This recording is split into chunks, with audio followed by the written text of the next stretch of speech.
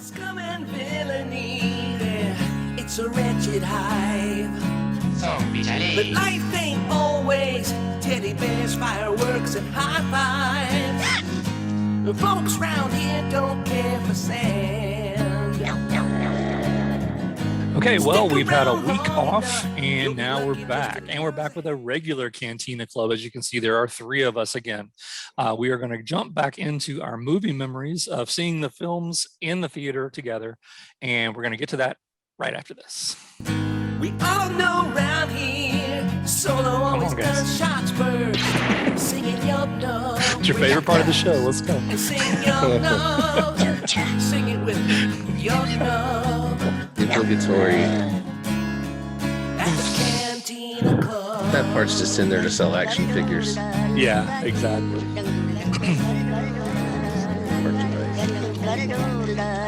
In case no one knows, this is an original song by Greedo, by the way. So just letting you know that. No. I don't think we've ever... It's by a band called Single Reactor Ignition. Oh, I always get that confused. I always get those confused. My bad. Yeah, Director Krennic's college project.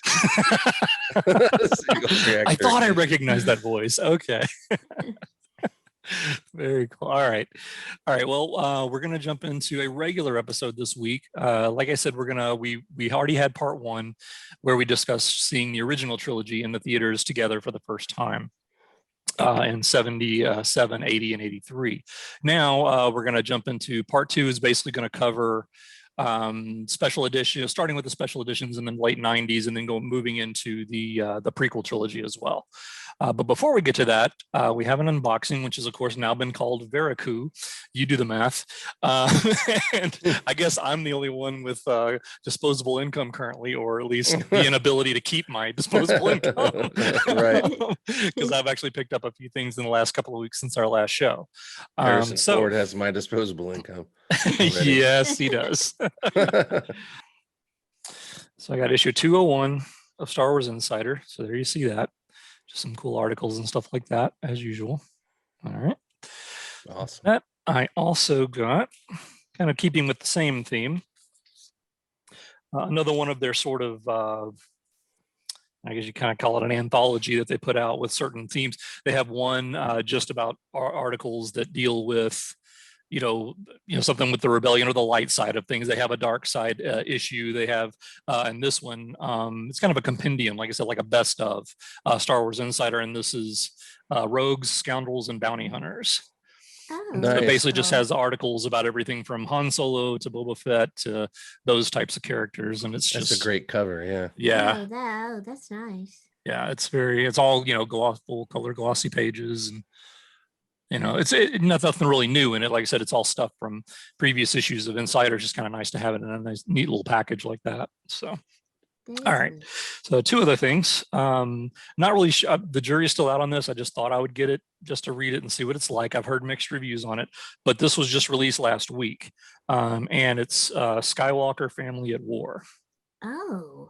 And it's basically just, but I forgot what it is. It's basically from what I understand, it's just like a family history of the Skywalker family. It basically it gives like extra like expanded universe information about everything from Padme and her people and her parents all the way through, Luke and beyond into to Kylo Ren and all that kind of stuff. So anyway, I just thought I'd pick it up and just check it out just to see what it was like. But so it's Skywalker not family, the old EU, it's the new. yeah, it's basically, from what I understand, it's the stuff that's basically been done since then.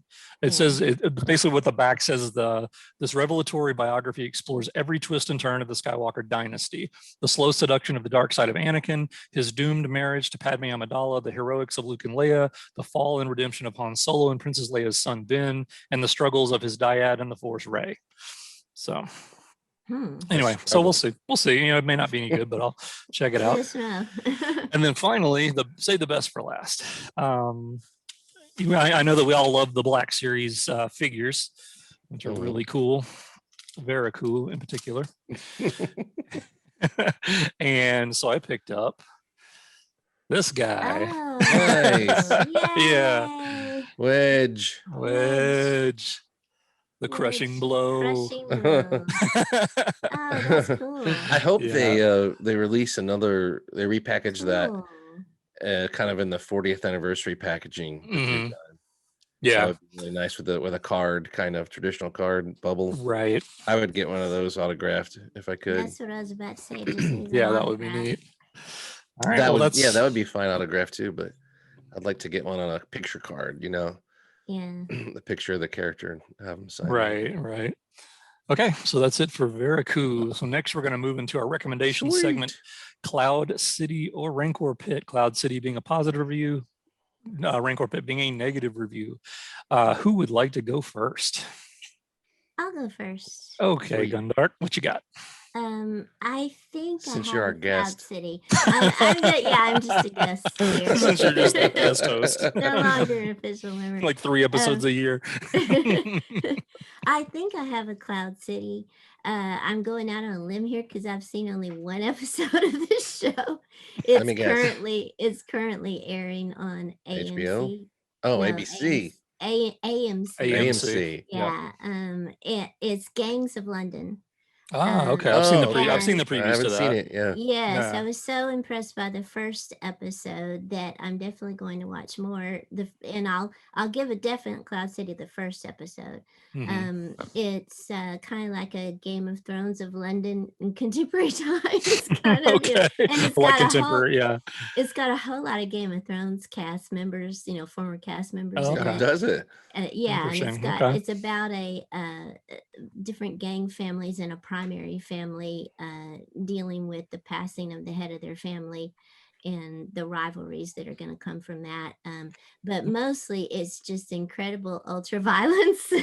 Yay. Is it like a mafia type family, or is it? Yes, That's what I thought. yes, Because when you described it, it's like it sounds like power struggles and stuff within the family. Yes, Sounds yes, like kinda mafia related stuff. kind of like a London Godfather type story.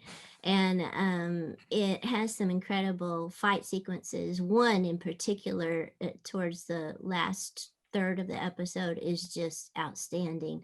So just for the fight choreography and the action alone, I enjoyed it. But it looks like it's going to have really interesting characters and maybe a good overall storyline. So first episode, definitely, but I don't know, it might end up in the Rancor Pit later, depending on what transpires. We'll just have to see. Yeah, sometimes that happens. Gangs of London. Okay, excellent. Nice one. Very cool. I'll have to check that out. All right. Well, I'll go next, and I'm going to actually go with a show that Greedo recommended a few years ago. He actually showed me episode 1, and I started watching it from there. I kind of fell behind because the last couple of years I've kind of let it slip away, and now I'm a couple of seasons behind. But I'm going to recommend definitely a Cloud City, at least again so far, is The Expanse. Which is a phenomenal show, and it's on Amazon Prime. I'm not sure where else it is. It may, but I watch it on Amazon Prime. So, but yeah, I'm only finished. I think I've just started season 3, and that's it. But I'm just now getting to where I'm going to start watching it again. I actually went to YouTube a couple of days ago and watched a couple of recap videos to remind myself, because it's literally been about 2 years since I started watching episode 1 of season 3. So I needed to remember what all was going on, but. Definitely a highly recommended show. I really enjoy it. Kind of to describe it, it's obviously futuristic sci-fi type thing that takes place. Basically, Mars and Earth tend to go back and forth at war, and then there are these people called belters, basically, that are kind of caught in the middle, in between all the hostilities, and it's just a lot of the drama and the action that kind of goes on around that storyline. But it's really well done, and it's a really cool show. So I definitely highly recommend that one, The Expanse. It could be called Gangs of the Solar System. Gangs of the Solar System. That's basically what it's like. I've read all the books that series is based on, and they're excellent too. So, Yeah, I've not read the books, but it's definitely, it's one of my all-time favorite shows. I love that show. It's really good. Yeah. You have to hang on at the beginning because there's a lot of different concepts. I didn't read the books, so I just had the show to go by, and there's a lot to kind of learn. It doesn't. Well, the show has a lot of storylines kind of intertwining. There's Yeah, like, and it kind of just in throws you in season the 2 middle of alone, it. there's like 4 or 5 separate story arcs, kind of all intertwining. And They don't have Rick Oley going along saying, these right, are the they Belters. need It's Captain one Obvious. big mine. Yeah. Yeah.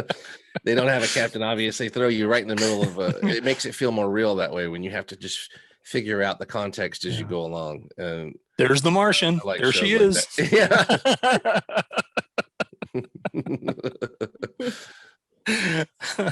All right, Greedo, what you got for us? I have a Cloud City again. I'm We're going. I just swear I'm all- going to find some stuff to criticize. I could Rancor pit the new Godzilla versus Mothra or whatever it was, but I won't bother. Or Kong, whatever. One of those Kong, two. yeah, Kong, whoever that was. Giant monkey, giant moth. Yeah, it's all the Stranger same. Things versus lizard people or whatever it was. No, but I'm gonna do what is it? A Cloud City, that's what we call it. Yeah. And it's a new show. It's in the middle of its, or I don't know how many episodes it's gonna be, but it's in its first season. I believe it's on Amazon, and it's called Invincible. I don't know if you guys have seen this, but Sounds it is, very familiar. is the an name. animated show by Robert Kirkman. He created it anyway. Okay. Using some of his cred from Walking Dead before it. Yeah, before it completely on evaporates. the vine. Yeah. And, but it's an animated show, so I don't know about you guys, but I always set a lower bar for animated shows. I don't know why. It just automatically clicks in my mind that I'm more willing to give it a chance. I think it's natural to do that. Yeah. And the first episode, if you watch the first episode and you like that, then you'll like the show. It kind of, I think it gets better as it goes along, but it's kind of a parody of superhero shows, but it's not The Boys, it's not that kind of show. But it's you watch it and you're like, I've seen this story before, obviously, because it's a parody of a certain superhero story that I won't go there because I don't spoil this. But the first 3/4 of the first episode, I was watching it and I was like, this is pretty cool. But I was waiting, kind of for something different to happen, but it was kind of setting the world. And then 3/4 of the way through the episode, some jarring stuff happens that completely turns what you think you're watching on its head. Oh, okay. And it becomes a completely different show.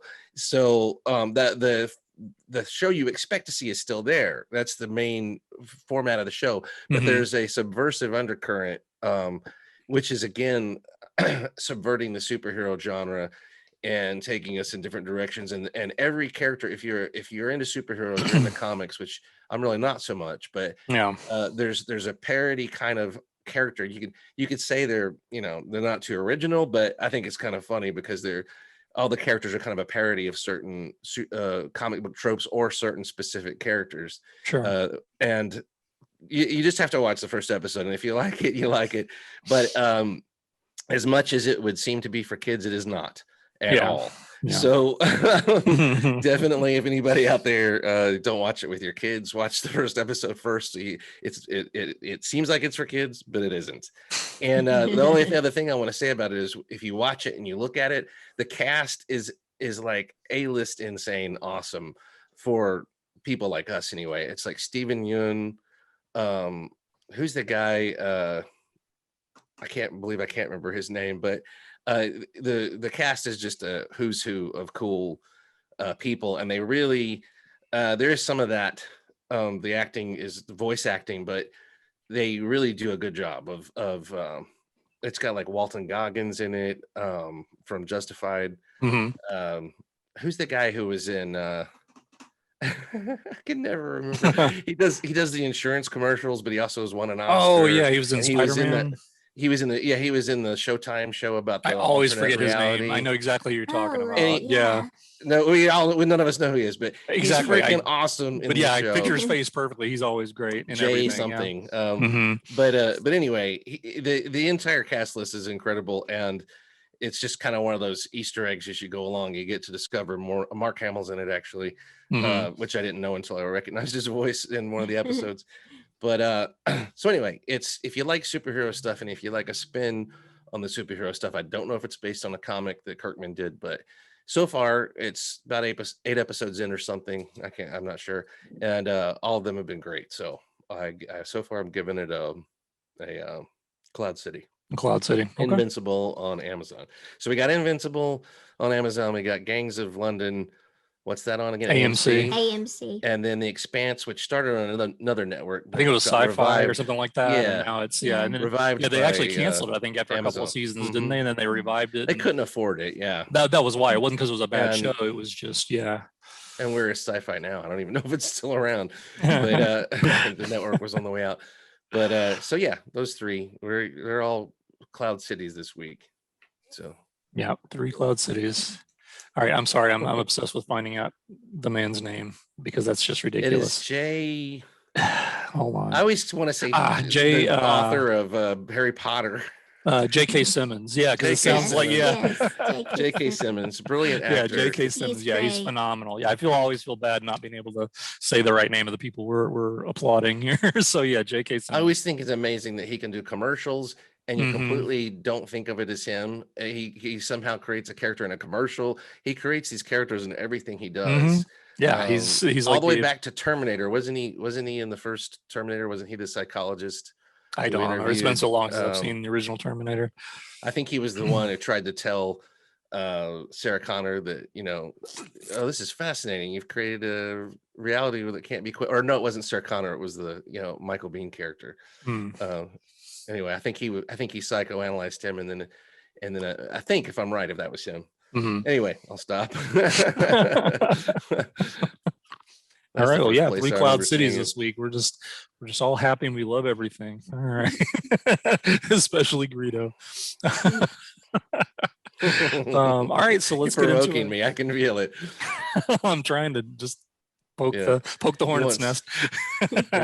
he wants me to talk about something I hate. Don't worry, we're gonna talk prequels today, aren't we? I know we're gonna talk prequels, so we're right up your alley. Yeah, all right, so let's get into our main subject. We're gonna get back into this. Is gonna be part 2 of our movie memories, seeing the films in the theater together.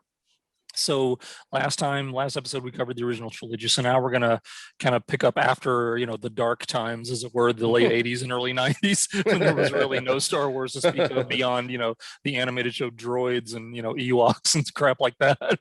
We had Jurassic Park and James Cameron and right. And then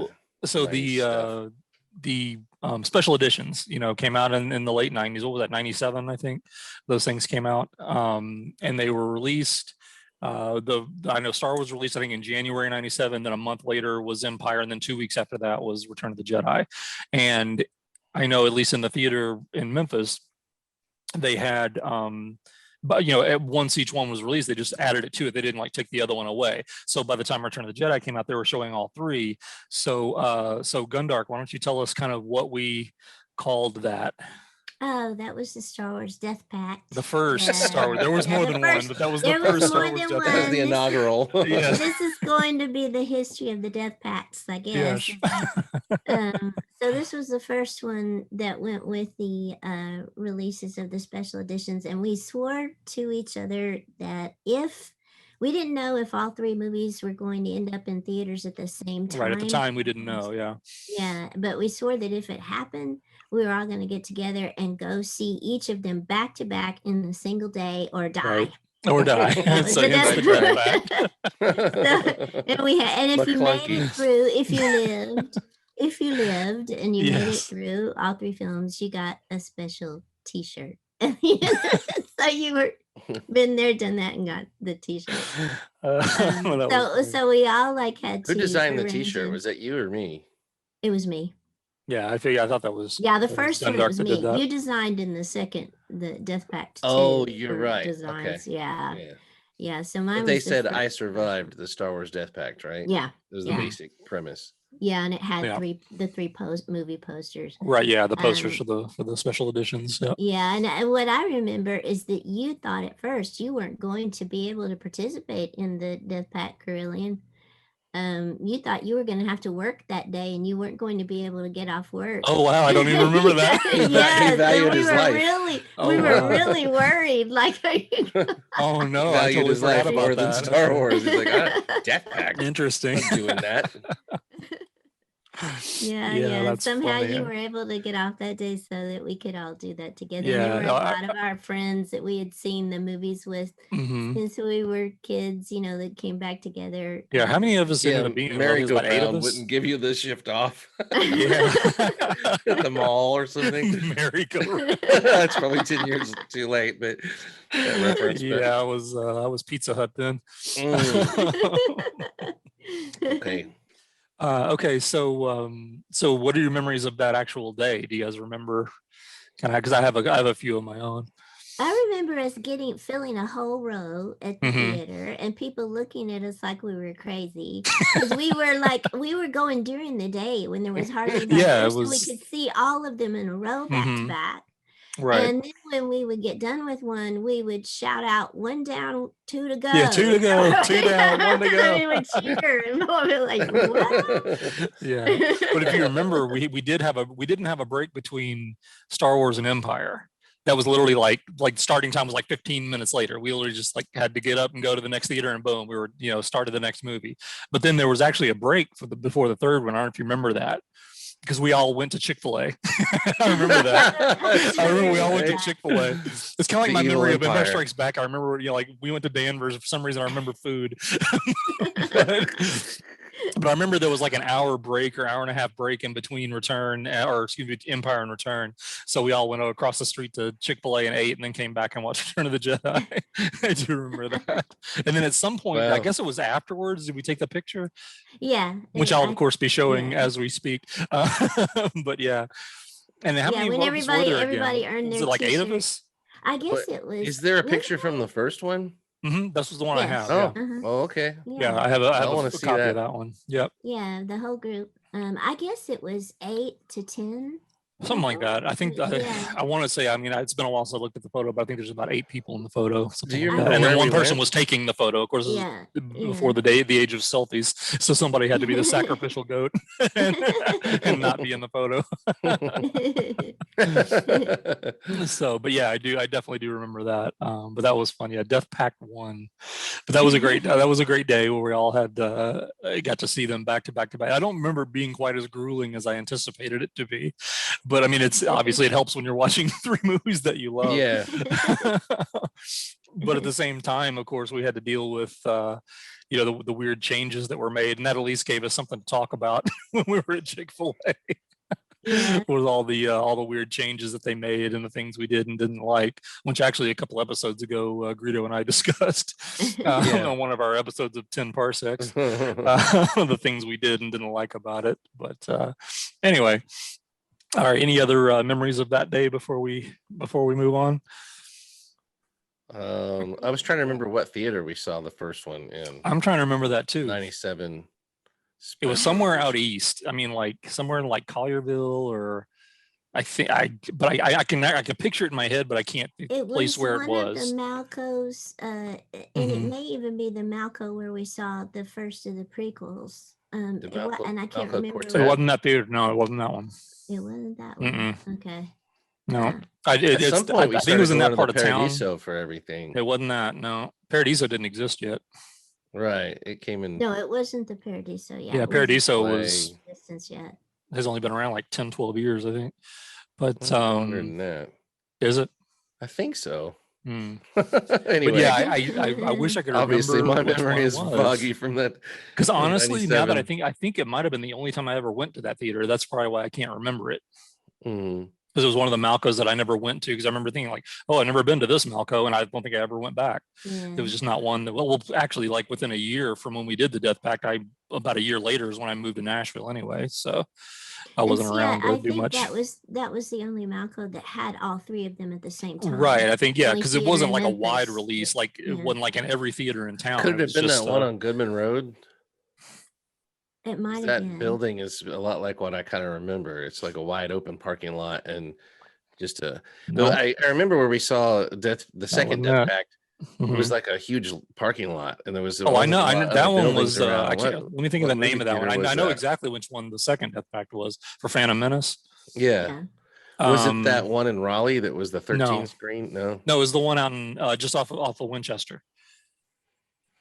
Okay. The one across the one that was across the street from the one where you met Aaron Kirshner. Right. Okay.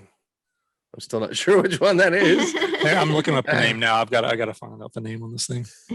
But I remember the first Death Pact just being happy that Star Wars was back mostly, and kind of defending the special editions a little bit, just because it put them back in the theaters. Right. And it was shocking to me that the films were allowed to deteriorate and everything. So the fact they restored the stuff was important. And I remember being seeing really it again. stoked. I remember really being really stoked by the previews. Remember the trailers that they had in the theaters, you know, because they even exploited that very thing you talked about. It's like, you know, for the past, you know, 15 years, you know, this is the only way you've been able to see Star Wars. And it had this little bitty TV set with like this crappy sound, and all of a sudden you saw that shot of the X-wing like breaking out and coming right at the camera and all huge, you know, and the sound got big and everything, you know. And it's like, now experience it the way it was meant to be on the big screen. And I remember we were like, oh, goosebumps, you know. It's like, also, I don't think. Oh, go ahead. No, I was just gonna say that was the thing too that, you know, you don't think about. It had been since 1983 that we'd seen them in the theater. You know, that was, you know, Return of the Jedi was the last time we'd been in a big theater to see Star Wars on the big screen. So it had been a long time, you know, since we had seen that. So this was a really big deal. We were really looking forward to. And we do need to address the Irvin Kershner in the room. That it was during this time period in '97 that we saw. Right, because you saw him during the premiere of before we did the Death Pact, at the premiere of Empire, they did a special night with him, and I don't know if it was the very first night it was available, but they called it the premiere, because he wasn't at the Hollywood premiere. You know, they did a Hollywood premiere for it. Like, they did premieres for the special editions. I remember that too. Exactly. That's you could see that was one of the coolest things about it, was the cast got back together, and there was pictures from the red carpet and stuff like that you could still find today. That was really awesome. And Lucas with all the stormtroopers behind him and stuff on Hollywood Boulevard or wherever it was. But yeah, they did a something. He was either teaching or doing a presentation at University of Memphis, and that's why he wasn't at the official premiere. And I heard about it on the radio, I think, right? Didn't I hear about it on the radio? And I called Gundark and said, "Oh, we gotta go." I gotta go to this. He probably got the tickets. I don't remember, but somehow we got tickets. It was full. The theater was full, and it was either on a Wednesday or Thursday night. I found an article in the Commercial Appeal, the Memphis newspaper, about it. But it's behind a paywall. So I haven't bothered to go back but I'm going to do that because I really want to read the article and refresh my memory and see the pictures in it and stuff like that. And they interviewed Kershner there, or around that time, you know, and then they covered the premiere as well. But anyway, that was for us one of the highlights when I look back of this whole thing was seeing that. And our mom was there. I don't know why you weren't there, Carillion, but I don't know. I have been available, or I didn't think to call you, or which seems weird to me that I would. I know. I don't even remember. I think I was working or something, and I had to run from one thing to another or something. And anyway, and it's also weird too, because when did those premiere? What time of year? I think they were like January. Yeah. Okay. Yeah, you're right. It was off season because in the pictures I'm wearing a big coat. Yeah. So I was like, why would I be wearing a coat in the summer? But yeah, that was a great moment. I remember the standing ovation, just the love from the audience when the movie ended, and seeing him kind of, you know, basking in the glow. That was really cool. Exactly. Somebody was there with him. It was either somebody he knew in Memphis or his wife or family or something was there with him too. And didn't you say he was teaching a class at? Yeah, I'll let Gundark say anything else about that. But he was doing, I think, a master class presentation, one of the film studies classes at University of Memphis, because I went to it. I wasn't enrolled in the class, but they let you come in. They had it in the auditorium. I wish I had gone. I didn't go to it. Yeah, it was wonderful. That would have been neat. Yeah. It was cool to get to hear that. And when we saw Empire with him at the theater, he did an autograph session just with everybody afterwards. And we were able to get our Cantina Club poster autograph that we had on our club wall since, I guess, the first time Empire Strikes Back came out. And we were able to get a trading card of the moment where Luke's hand was cut off, autographed, and he even talked about the special effect of doing that and how that had intrigued him. And we did that for Carillion. I remember we gave that to Carillion. Yeah, I remember. Yeah, the Yeah, the white card with vision the Luke's. yeah. Yeah, with Luke's Yeah. hand getting cut off. A terrible blow is what it's called Yeah. on the card. We had to she had to dig up stuff real quick because this all happened Right. fast. Yeah. She had to dig up stuff real quick, and we didn't know if we'd get a chance to get autographs. So we brought a bag or a tube or something. In the picture you can see we've got something under our arm with a bunch of posters and stuff in it. And but he stayed and talked to everyone and signed something for everyone and was just super gracious and amazing person. So didn't seem to have any ego whatsoever, really. Right. Oh, that's awesome. And I've since been told that by experts that the autograph on the trading card is fake. Oh. So, yeah, I remember you telling me about that. Yeah, their People heart just was don't in the right believe you. place, but yeah, I was told by someone that that he never signed that way or whatever. And it's like, yes, he did. Yeah, he did. It's We right there. saw In him fact, do it. I think what happened was I think he signed that on my shoulder. I think I turned around and put the Yes, card on you're my back and he right, signed you're it. right. So, and it's also, even though it's a wide vision card, it's still a card. Yeah. He had to make room for his signature on there. So I think he kind of cut his first name short a little bit and put the rest of it in. But anyway, I just thought that was funny. It's like I had to tell them it's not for sale. I'm not trying to sell it to anyone. Right. I was just sharing it for people to enjoy, But anyway, so that was a phenomenal night, and I'm gonna get that article from the Commercial Appeal. Maybe we'll include it in a future episode because we have a long history of running into that writer, the movie critic and the guy who covers movies over the decades at different Star Wars movies. So he even interviewed us at Jedi and then like at Force Awakens or something. Yeah, at Force Awakens, yeah. Yeah, we kept he'd be like, Oh, where? you guys were here at the Jedi thing? Yeah, we talked to you at the Jedi. Yeah, we talked to you then. So, that's funny. And he never had any original questions. Why do you think it's lasted this long? Because we're still alive. What do you think it is about Star Wars? Yeah, it's good. We're still alive. We've bought everything and kept it going. But yeah, so anyway, that was a kind of a crowning achievement for us, and I'm sure we'll throw the pictures up and stuff as we go along. Then there's do we want to move on to the prequel Death Pact and the Phantom Menace? Yeah, absolutely. Yeah, Death Pact. The way the prequel Death Pact worked was the theater was showing all the Star Wars movies back to back, right? Leading up to the Phantom Menace. Was that the way it worked? Or how did that work? What was it? Or was the Death Pact after that? I think it was just the prequel movie, and we were gonna stay in line overnight to. Oh, right, that's what it was. Well, yeah. Let me ask you this though: was it that, or was it waiting overnight to get tickets? We were in line overnight. Yeah. Yeah, we were in line overnight, and we had friends come and sub for us, and friends come and bring food, and friends come and see us. So it was kind of like everybody who had gone to the first one was there at one point or another, came by. Greedo and I think were the only two that actually stayed the whole time, I think. In line, yeah. Yeah. And it was definitely the Malco Majestic, by the way. There you go. It was the Majestic. Where was the Majestic? That's on Winchester. I mean, technically it's on Malco Crossing, but it's just like half a block off of Winchester, like Winchester and Riverdale. Yeah. Winchester and Riverdale. Okay, for whatever reason. And I think because it was such a big event, we were going to have to wait overnight in line for tickets. That we made a Death Pact T-shirt about waiting in line and cutting in line and using your Jedi powers to cut line. And it was Greedo who designed. We had two designs, and I'll have to find photos of them.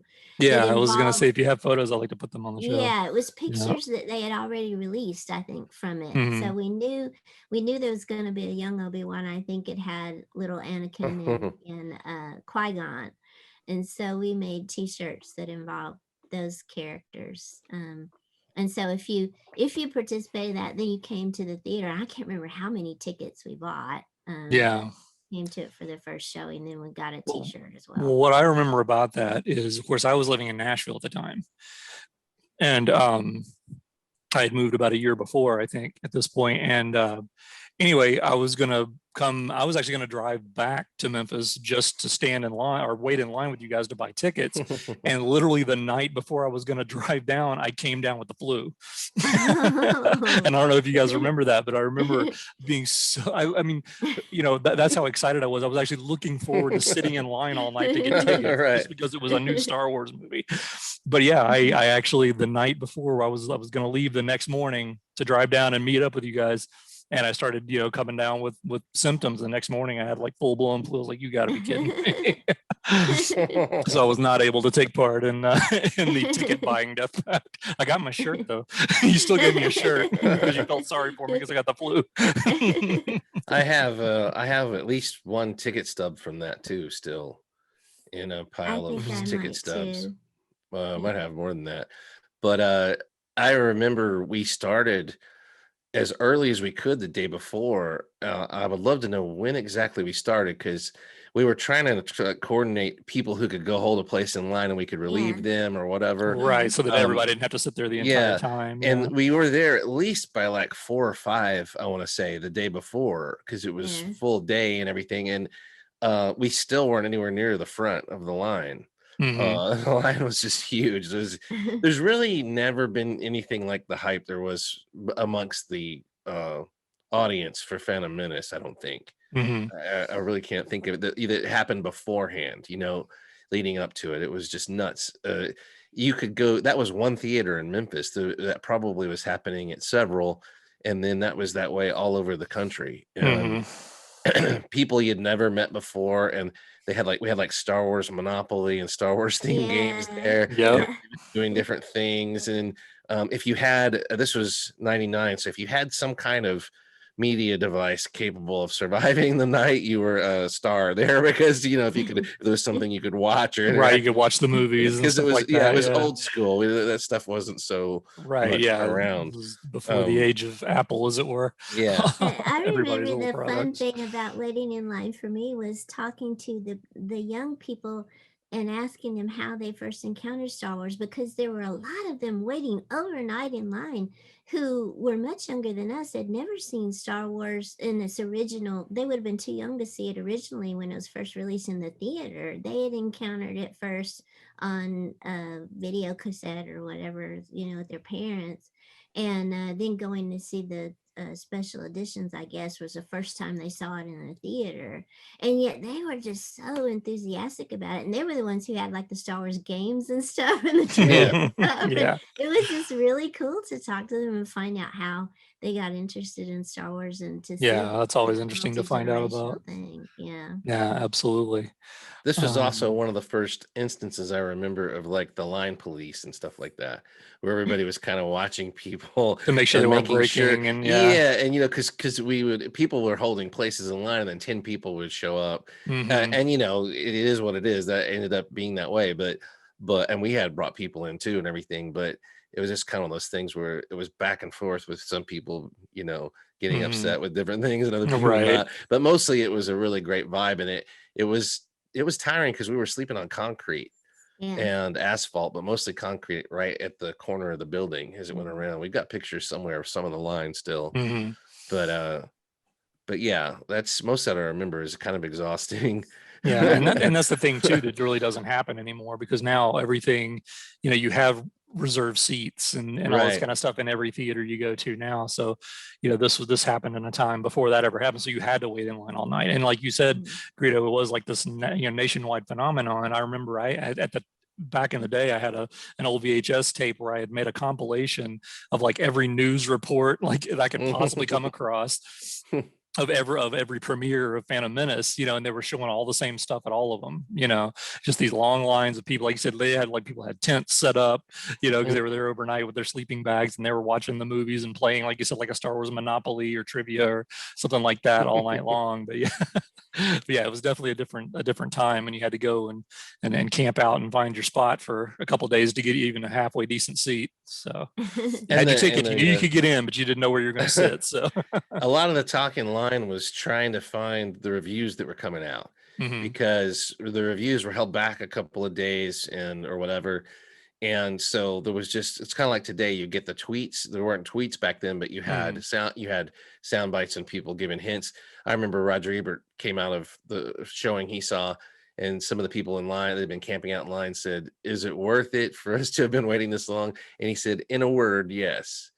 So that was like, we were like, "Ooh, that's cryptic, but it's good," because we respected Roger Ebert a lot and his opinion. So everybody was trying to, like, find hopeful signs, because there was already negative press about it, and kind of a vibe of, what if it's bad? Of It was like, disappointment. Yeah, exactly. What if it people were doesn't live starting up to to already Star feel that Wars name? dread. Yeah, exactly. What if it doesn't live up to the name? Okay, well then let me ask you guys, do you remember how you felt the first time you watched it? What was your reaction as you watched it? Yes. I enjoyed it. I remember walking out loving the film. Obviously, the Me highlights too. for me were Darth Maul and the duel, and I think I believe I've talked about this before, but kind of the expansion of the universe, the feel of it being bigger, because with the CGI that was not available in the prequel or in the original trilogy, they were able to make it seem bigger with bigger crowd scenes and wider angle shots of planets and stuff like that. With detail that they didn't have it before. Yeah, I really liked it, although it did not age well with time with me. But the first time we saw it, I really enjoyed it. I think because the first time of seeing young Jedi in their prime actually doing their thing, protecting the galaxy. It was the opening scenes I thought were what really stood out to me. And I remember sitting in the theater next to Greedo and just being so excited seeing the Star Wars logo come up on the screen. Oh yeah, and hearing the always. music and Yeah. and then to see the Jedi, to see Obi-Wan and Qui-Gon fighting just so coolly with their lightsabers, and Yeah. people crapping their pants in fear knowing that the Jedi were coming for them. All of that was fun. Yeah, The absolutely. stuff on Tatooine got, I think, less and less interesting the more often we saw it. And I think we may have seen it like 10 times when it was first out, didn't we? Yeah, It it was was a a bunch. successful movie. We went Yeah. back several times. But I remember enjoying it a lot the first time and not being disappointed, Right. although that's kind of changed over time. Yeah, well, you bring up a good point too, because that reminds me of something that Greedo told me years ago. That I don't remember if this is like leading into the prequels or what, but he always said that he always wanted to see a movie that featured the Jedi in their prime, because we never got that in the original trilogy. You either had Obi-Wan, who was way past his prime, or you had Anakin, who was the invader, who was all just basically a machine at that point, definitely not in his prime. And then you had Luke, who was just learning and not quite to his prime yet. You didn't have that so we finally got that with the prequels. And we had been waiting. I mean, you have to remember, it had been a long time since the original movies and all the legends, the Jedi were legendary in those movies. And here we were going to have a movie where we could actually see some of those legends. See where that legend came from. Yeah. Yeah. Okay, Greedo, what were your initial thoughts? Oh, I remember we had heard some negative stuff about it. And I can't remember if it was from friends or from critics or what, but we were looking at every source without spoilers. First off, I remember being spoiled in line from the soundtrack where it said Qui-Gon's noble end, and we assumed it didn't mean his rear end. So we're like, oh, well, I guess Liam Neeson dies, Yeah. So I remember that was one of my first spoiler encounters that was unpleasant. And that, I don't remember exactly when that happened, but somebody brought the soundtrack with them, picked it up somewhere and brought it with them to the line. And we were just fascinated reading all the titles, and there was a big spoiler. That's what exactly the same thing that spoiled me at Barnes and Noble. I just picked it up, flipped it over, and like, oh, Death of Qui-Gon. Okay. Yeah, it was Qui-Gon's Noble End. I think was the name of the track. Why they would dedicate a track to that, I don't know, because it only lasted a few seconds. Right. But just include that in Duel of Fates, and don't mean that. Like, people are going to seek out that track. Oh, let's listen to when Qui-Gon died. But luckily it has a shortcut right to it. I remember we were nervous, and the energy in the room was incredible, unlike almost anything until the Phantom Menace or something, when the Lucasfilm logo and the long time ago. I do remember missing the 20th Century Fox fanfare. I thought it was weird having a Star Wars without that, although that was probably done on the special editions too, so maybe confusing those two things. And but I remember in the first scene when the Jedi did all their little tricks and they were fighting and they had to stand off with the droids. As soon as that was over, we looked at each other and we said, "This is awesome." I remember her mouthing those words to me because we were both thinking the same thing. We were like, "Oh my God, why are people criticizing this?" Exactly. And then they drop to the planet and Jar Jar shows up and the whole movie just goes to hell completely. The movie stops. It literally just stops. And then either you're into, Dinotopia, those books from the 90s, or you're not, because that's exactly what that's what it was. Yeah. Yeah, it's a ripoff of Dinotopia. And to me, even my first time, I was alarmed by a lot of stuff I was seeing from the Dinotopia stuff. From the we were forewarned about Jar Jar. And so, but I didn't know it would be that bad. But I also was trying to make excuses. And I'm like, he's kind of charming. The kids are laughing at him and stuff. I mean, he really, if you toned him down, he would be fine. Right. But I also remember my very first showing thinking like, these effects aren't quite there, which was shocking to me. I didn't expect that to happen. Little had we paid attention to the fact that all these Star Wars movies were made under the gun, and all of them had stuff that was snuck in. Yeah. So it shouldn't have been anything new to us. But I remember when Obi-Wan and Qui-Gon are talking to him and the way his eyes didn't match up with where they were looking and stuff like that kind of threw me off. I was like, I don't know about this. And then the virgin birth thing. I was thrown for a huge when she said there was no father. I was like, I just remember my jaw hitting the floor. That just didn't feel right. And I was already struggling with the fact that the Jedi all dressed like Tatooine sand farmers or moisture farmers, I didn't expect that either, even though we saw the images. I was like, how do I Obi-Wan hid dressed like a Jedi all those years and nobody it's like, what are you cosplaying a Jedi, old man? Cosplaying a Jedi. It's like you want to avoid the stormtroopers, so you'll dress like the number one banned enemy, but I realized the samurai thing, it should have made sense to me, but it didn't. And then the young Anakin really put me off with the "Are you an angel?" A lot of the dialogue just started McClunking off my ears, and then the midichlorians was just midichlorians, a huge insult to me. I found that offensive and vile, and because it went against everything we learned in the original trilogy. It was not what I was expecting. Beware what you expect, right? Because Lucas had moved on and we had not.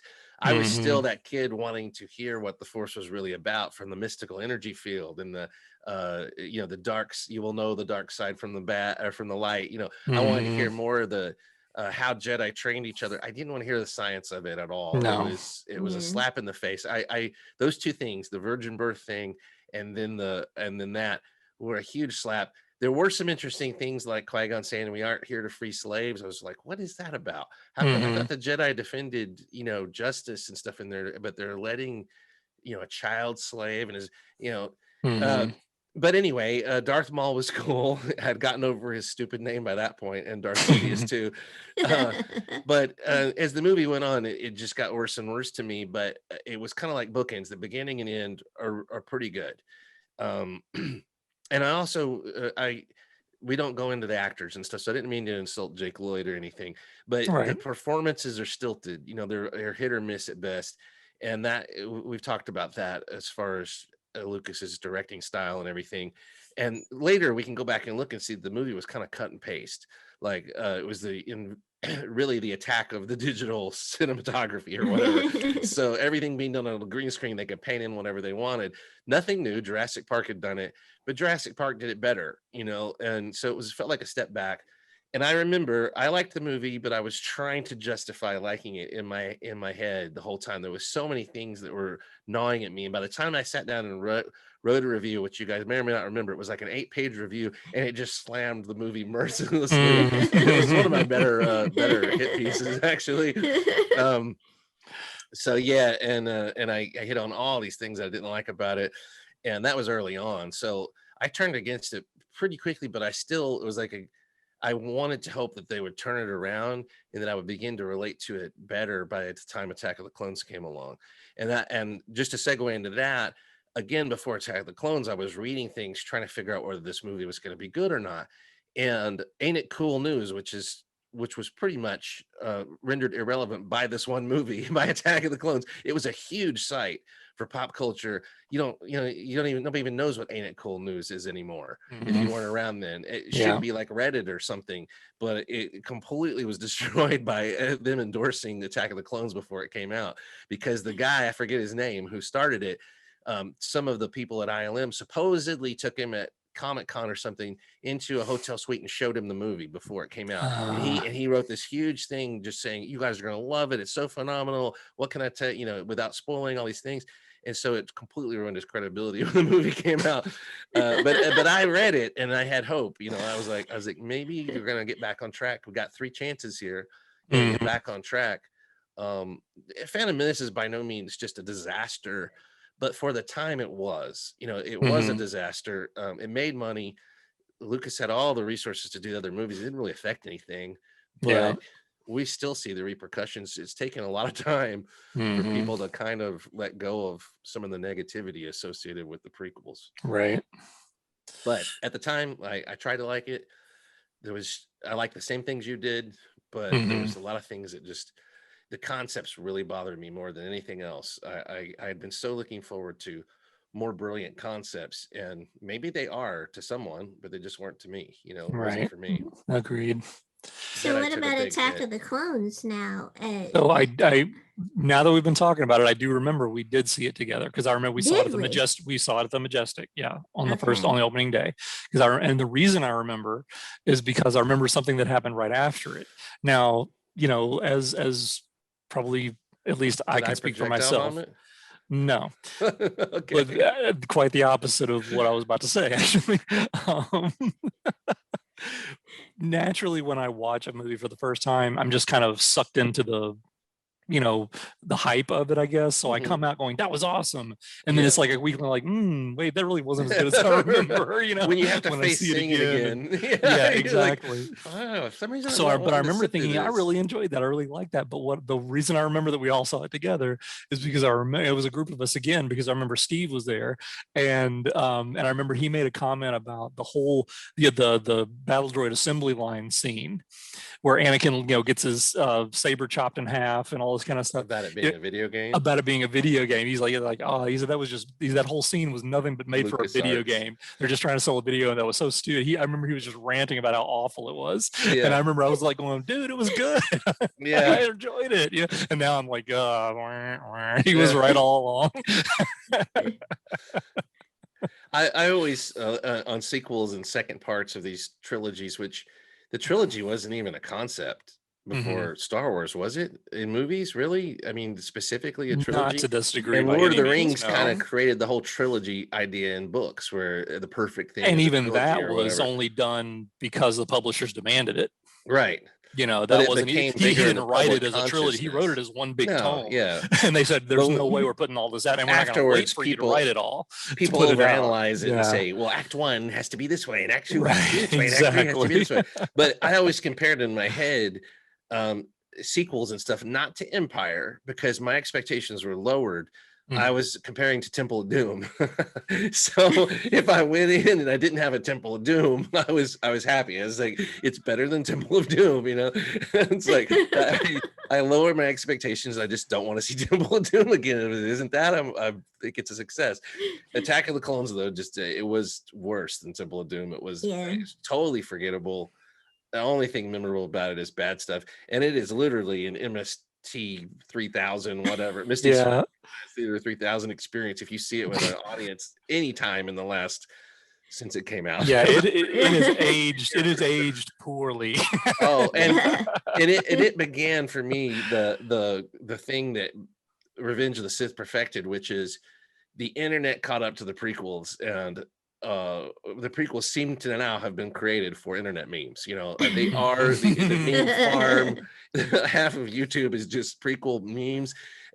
I guess it's an expression of love in a way for the prequels that people bother to do it. Yeah. And then a generation that grew up on it and then got to edit videos at home and stuff, sit around making up these prequel videos and memes and altering them. But Attack of the Clones is so bad that mostly people focus on Revenge of the Sith for those. But yeah, what can you say? Again, we're not going to bash any actors at all, but there just wasn't very much good to take away from. No, I mean, the one thing that I'm on record is that it's one of the worst movies ever made, and it's my worst Star Wars film. So yeah, and I will say that even from the first viewing, the thing that bothered me the most was that just excruciating dialogue between Anakin and Padme. It is literally some of the worst dialogue ever written in a film. I mean, it is just abysmal how bad it is. I'd rather go to a manicurist and realize they're psychopathic and they're extracting my fingernails. They're just putting bamboo under there. Yeah, that'll be a more pleasant experience. The middle part of Attack of the Clones ever again. If you just put the Obi-Wan storyline, I can deal with it. You know, because there's some great music in there, and Jango Fett is a cool idea, and the fight. I think that's my favorite thing in the movie is the fight with Obi-Wan and Jango Fett in the rain on that planet. Yeah. The stuff on Camino I enjoyed. I like the setting, the ocean planet with this constant rain, and it sets up Clone Wars, the cartoon, which is a vastly superior take on the whole Clone Wars thing than the poor movie was. See, guys, what Greedo said, that it was just forgettable. That's my take, because I just don't remember seeing it for the first time. I just don't. I'm struggling. It was forgettable. I'm struggling to remember any response, or I don't need, I didn't remember that, it was you, Carillion. I don't. That remember. was Hayden Christensen's, first movie. You think of it as when you think back on it, you think of it as a whole experience. Well, he was a kid. I mean, what was he? 18 at most or something. Probably. He was really young and kind of thrown to the wolves in this thing. It landed the biggest role that everybody wanted, but nobody knew why they wanted it exactly. And I'm sure he wondered why he wanted it once he landed it. But and he was saddled with some of the worst dialogue and one of the worst characters we've ever seen in Star Wars. Jar Jar and him. I mean, the prequels really outdid themselves on bad characters when I think about it, but he was actually 20 years old. Not a good character. I still remember people laughing when he's like, "It's all Obi-Wan's fault. In a lot of ways, I'm better than him." He's holding me back. He's holding me back. And then her clunky dialogue about mentors or something. It's like she's trying to be a college professor to this whiny brat, and I still remember people going, "What?" And the whole, I hate when he does that. The infinite falling that we've talked about is for Jedi. That whole scene is just, I almost can't get through it. It's like, why? But then you realize Lucas keeps a lot of the same ideas he's had since he was young. He just waits for his chance to bring them out, and he finds that stuff interesting. He finds the sci-fi cars and flying cars and chases and stuff, and he thinks that's dynamic and cool, and it's boring and ridiculous and awful, and it makes you hate everyone. So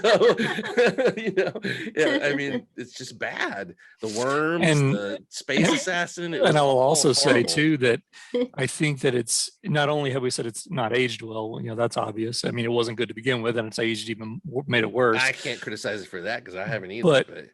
But the thing for me that also makes that movie worse is the Clone Wars. Because the Anakin in the Clone Wars is so much more likable. Yeah, he's actually awesome in so many ways. He's actually a really cool, engaging character. And then suddenly you see him in Attack of the Clones. The one in Attack of the Clones couldn't lead. It's like, this is not the same character. Like, how does he go from this amazing, badass to this whiny little, jerk again in Revenge of the Sith? I will say now that I think about it, now that I remember what's actually in the movie, it's so forgettable that I have to think for a minute. The Searchers tribute in there is pretty okay. The part on Tatooine where Anakin finds his mother. Up until he confesses his murderous rage to Padme, and she just sits there in shock and then hugs him. And she's like, "Everybody's got a bad day. Everybody commits genocide. Everybody murders children." And then she marries him. It's like I expected a altar of skulls over his mother's grave, or something. And she'd be like, well, altar of he's Tusken had a bad Raider day. skulls. Right. But anyway, I love it. the scene before that was actually pretty good, and we were so eager to begin to see Vader in this character, and nowhere in that movie do you see him until that point. And this is another memory I have from our showing is after we talked about it afterwards, Carillion, you said to me, yeah, I didn't see Vader there at all, except when he was carrying his mother's body and he looked over his shoulder. Yeah, the people waiting for her to be buried, and he said that was Vader for that Yeah. moment. I remember that. I saw Vader there for a second. Yeah, that's one of the only critiques or comments I remember from that. And the Ray Harryhausen tribute. It's like there's so many things that Lucas does tributes to and things, and it's just magic if it works, because he kind of just lays them out there sometimes, just flat, like they seem devoid of real inspiration, and without Williams to whip you up into a frenzy, sometimes they just lay there and do nothing. And that Ray Harryhausen Geonosis sequence is kind of like that. I remember Gundark. I always remember her reactions from the first time we see stuff. And the first time we saw it, when the Jedi rushed at the droids and the droids rushed at the Jedi and everybody turned their lightsabers on, she went, oh. Like, yeah, she was so looking forward to seeing the Jedi do something. Yeah. But when it was in this toilet bowl of a battle, and it was like 10 Jedi, really, when you looked at it, there weren't that many, and it in CGI and everything, it was, and you had C-3PO breaking the tension with constant jokes. Yeah. Those were so bad. Yeah. And I remember I love Christopher Lee, and he was so great in Lord of the Rings, so great in everything he does. And I felt like he was a disappointment. Not him, again, not criticizing him, his character. Yeah. And I couldn't figure out what was going on with him. Like, right.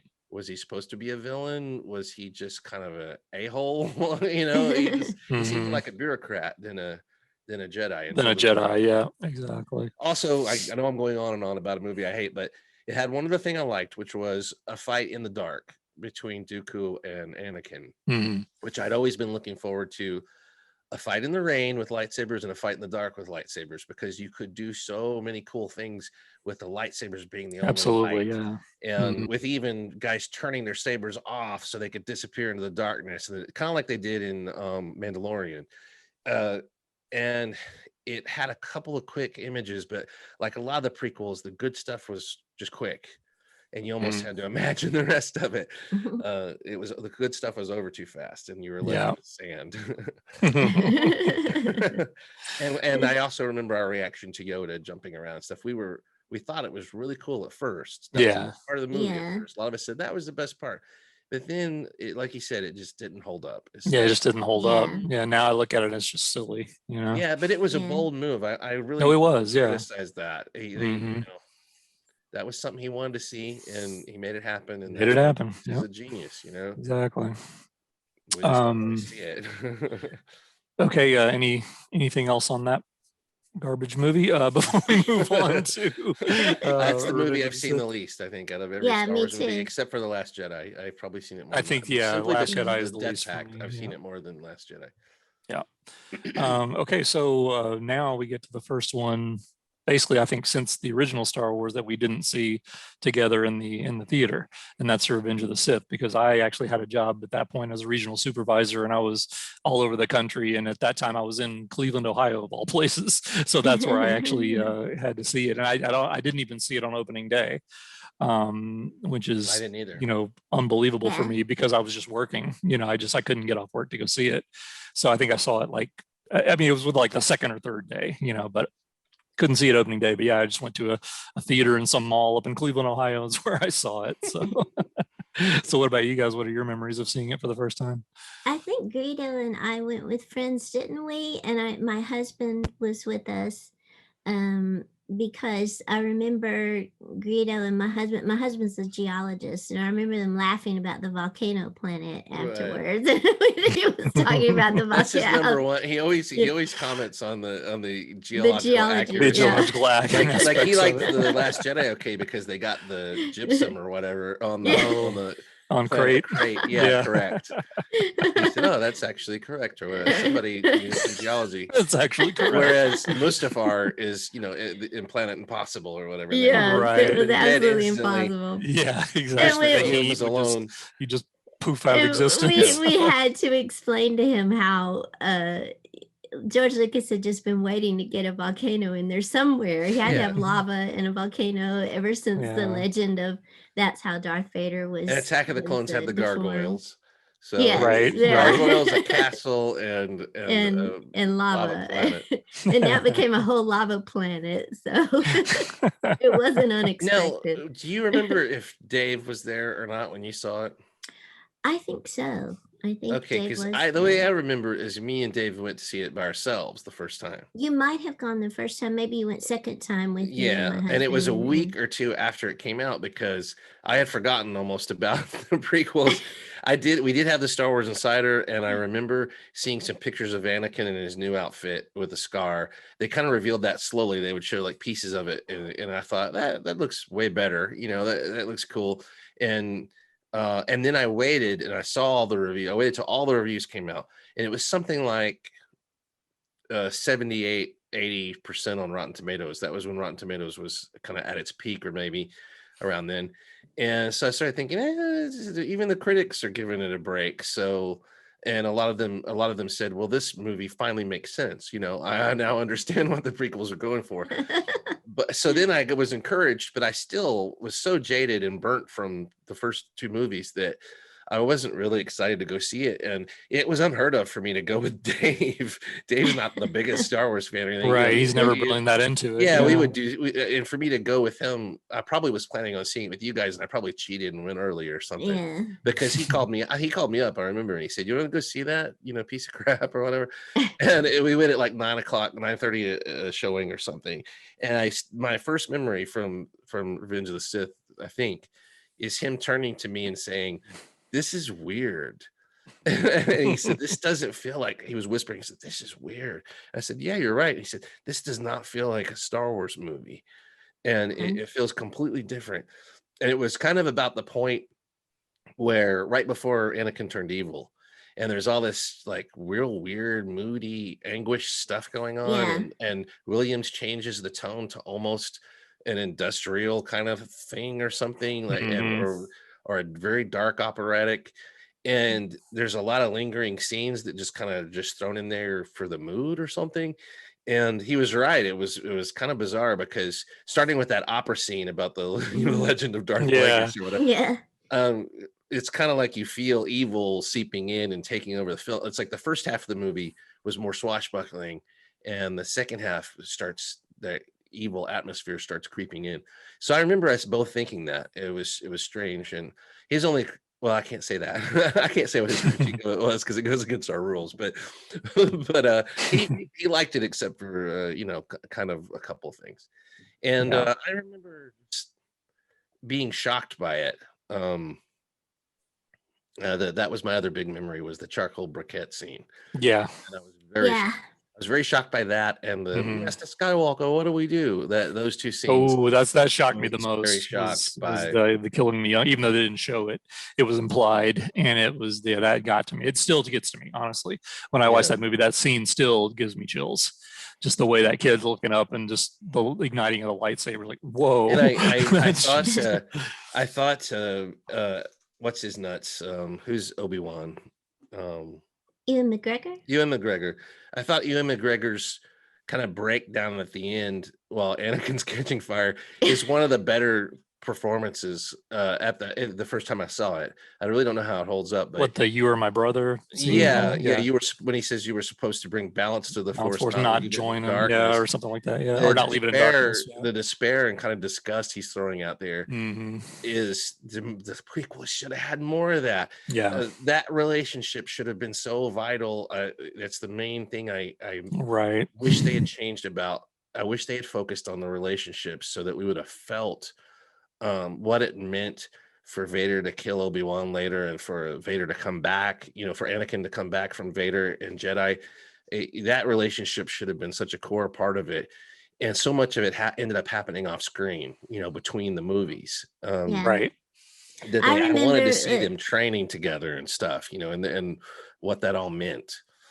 I remember what disturbed me most about that first viewing of the final scene was Obi-Wan just walking away and letting Oh her yeah, burn to so death. And I the way he so just could many picks not up believe brutal picks that up the was moments saber so there and in the just walks movie. brutal. off. Yeah. Yeah, Yeah, that was Mhm. just so it's like gruesome. he's washed his hands of the situation, Mhm. Yeah. and you Completely. Yeah. can't blame him.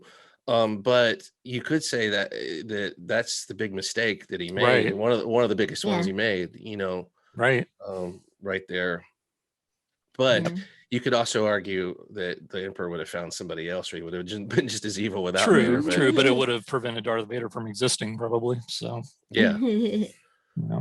at least he would have closed the circle and taken responsibility for his student that he helped to create or whatever.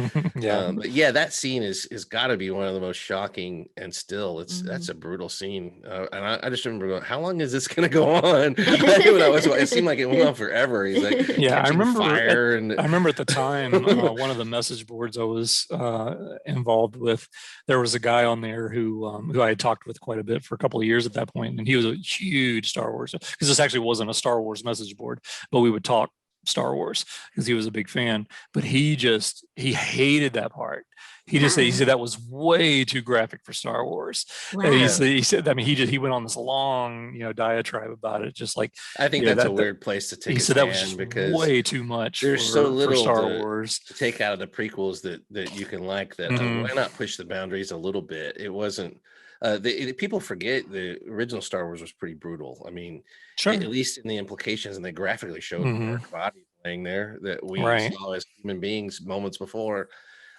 So there was always a dark edge to Star Yeah. Wars, which Lucas may have tried to iron out by Jedi a little bit, but Star Wars, I mean, Vader would not be the character he was without brutality, without Right, of course. using force, excessive force, pun Mhm. intended. Yeah. But imagine how powerful that scene would have been if we loved Anakin like Obi-Wan did. Yeah. Yeah. If we felt what he was saying, It would have been so you much, were our hope for so the much more future. powerful. Yeah. Yeah, Yeah. if we knew what the Sith was and why they were despicable, and Anakin was the one that was supposed to stop them and And instead he restore. joins them. Yeah. If we knew what that was, we don't even know what the Yeah. Sith are. We have to read books Right. to find out. Yep. So there's a lot of failings there that Exactly. you have to use your imagination. But I thought Ewan McGregor, I don't know how people feel about that scene, but I thought he did a good job in that scene. So it made me Mhm. wish he'd been given, everybody had been given better scripts, of course, but anyway, that movie to me was forgettable. I never really went back to see it much. I liked it, and I was like, please, please, everybody recognize that Star Wars is redeemed a little bit, and let's not walk away with Mhm. a negative thing. I'm always rooting for Star Wars. I want everything to be great. Right. So the fact that the critics like it and the public seem to like it. It didn't redeem the prequels, but it put things more in a better direction. Mhm. Yeah.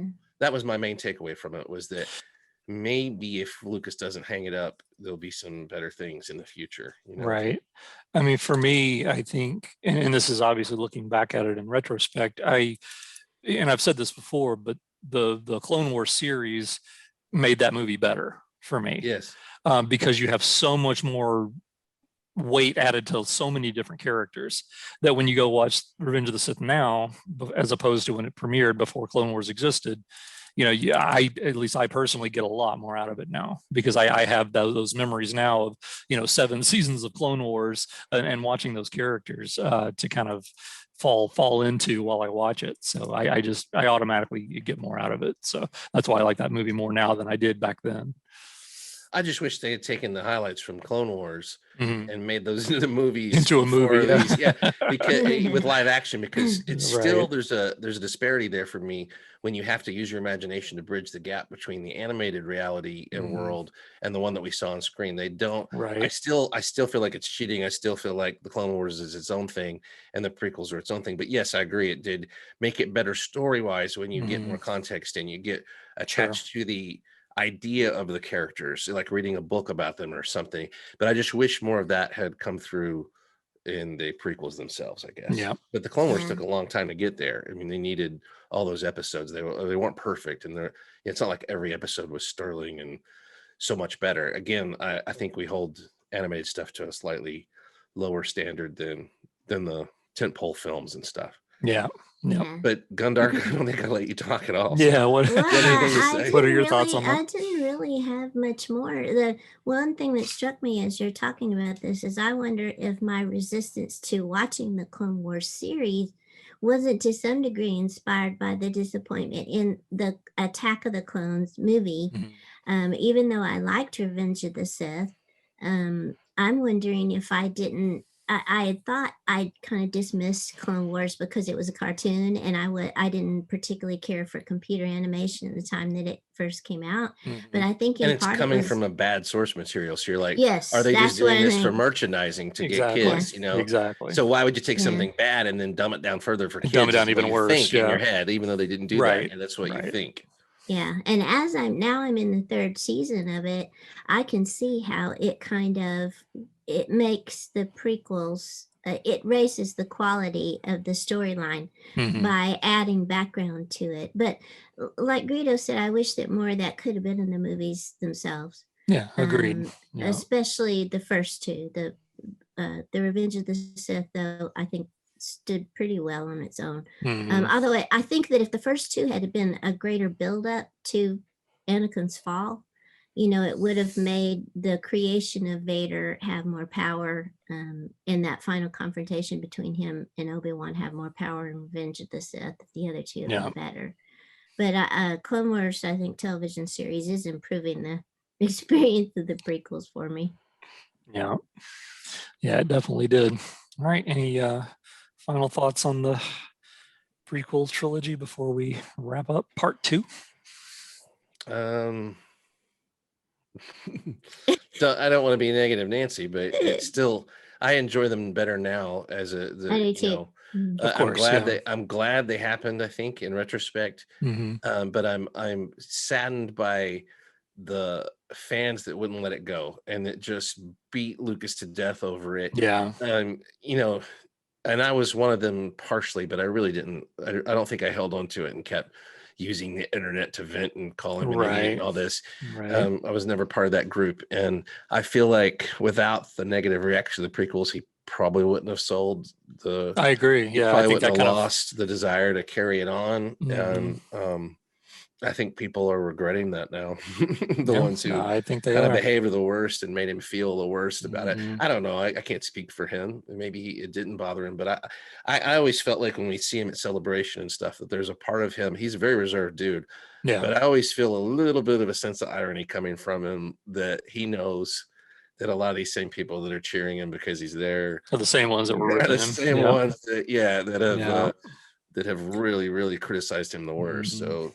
And the one thing that I want to know, maybe to give a more positive spin to it, is that it's interesting whenever I sometimes I teach Star Wars in a sci-fi class, and you guys had the debate about whether it's sci-fi or fantasy, but sometimes I teach it in a sci-fi class, and I found over the years that the young generation that first saw Star Wars movies with the prequels really loved the prequels. They do, yeah. And they had Clone Wars coming about the same time, and so they loved the Clone Wars television They were more series immersed in those characters and everything. Yeah, and I would like to know if those movies stood up over time for them, if they held up over time for them, or if they've kind of reassessed them.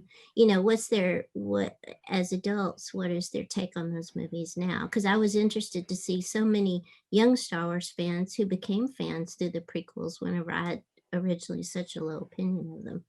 Right. So I do want to throw one thought in there too, that there's also a breed of fan from that period that grew up playing with the Legos. And some of them weren't even old enough to go see the prequels, and the Legos kind of took over after that, after 2005 or 6.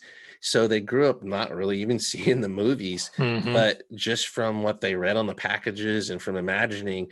I remember meeting some kids that were 8 to 10 years old or something, and they had all these Clone Wars Legos, and they knew all the characters' names, and they were like General Grievous, Obi-Wan, blah blah blah blah. And I said, well, what's your favorite scene from the movie? And they're like, the movie? Yeah, there's movies. Yeah. I don't know if they saw the TV show or what, but they knew all the characters' names from the Legos, and Legos became a huge deal around then. Yeah, they did. Star Wars has always had that marketing tie-in that's managed to somehow, even when it doesn't capture us, it captures different more demographics and different generations. ages. Yeah. Star Wars is a brand. It's Americana. It's people are drawn to it to discover it, just like you would Lord of the Rings or anything else that people tell you about or you hear about or you've seen the commercials for.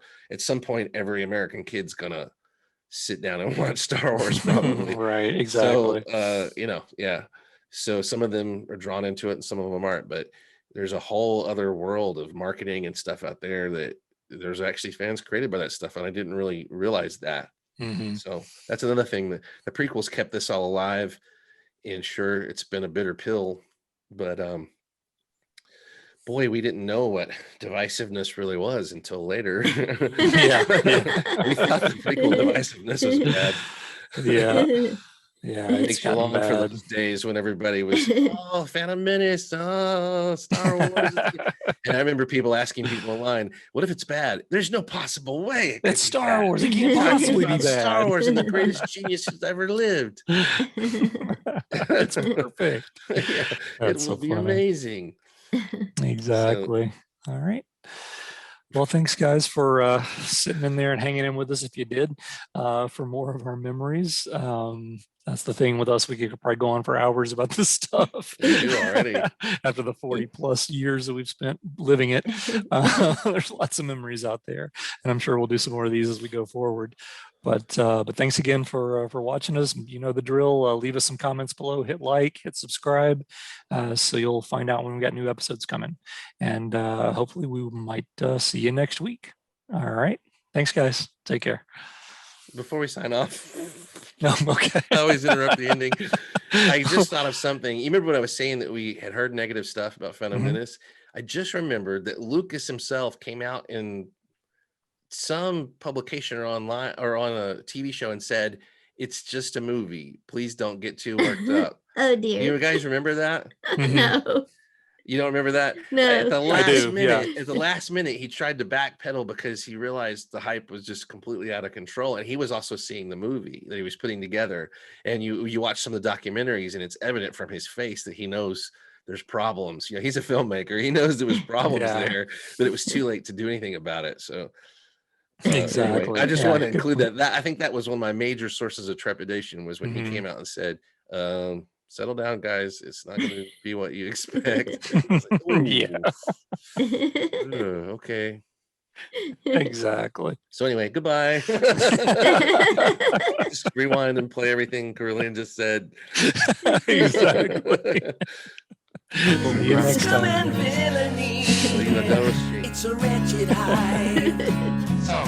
But life ain't always teddy bears, fireworks, and high fives. Yeah, that's why I said earlier, I thought even like we hadn't started, I'm just gonna start recording. Otherwise, one of those days I'm gonna actually forget, and we're gonna sit here and talk for 2 hours and be like, oh crap, I never started recording.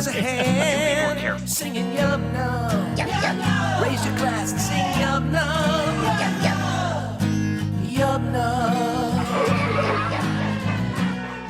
At the Cantina Club.